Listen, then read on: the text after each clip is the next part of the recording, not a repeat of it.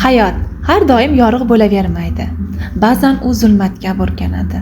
Ba'zan esa inson o'z qalbida tun bilan yuzlashadi. Cho'lpon qalamiga mansub Kecha va kunduz asari. Bu bir davrning fojiasi, bir xalqning dardi va bir insonning ichki kurashish haqidagi asar. Bu kitobda taqdirlar sinovdan o'tadi. Orzular chilparchin bo'ladi.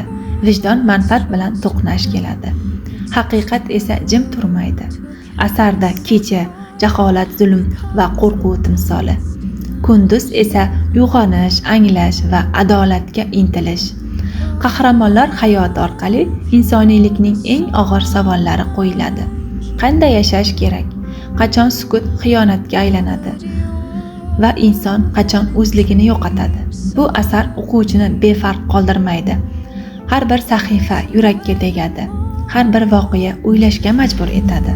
Kecha va kunduz zulmat ichida qolib ketmaslikni, haqiqatdan yuz o'girmaslikni va har qanday tun ortida kunduz kelishiga ishonishni o'rgatadi.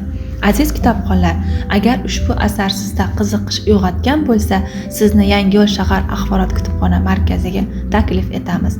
Bu yerda siz Kecha va kunduz asarini mutolaa qilib, milliy adabiyotimizning chuqur ma'noga boy durdonalaridan bahramand bo'lasiz.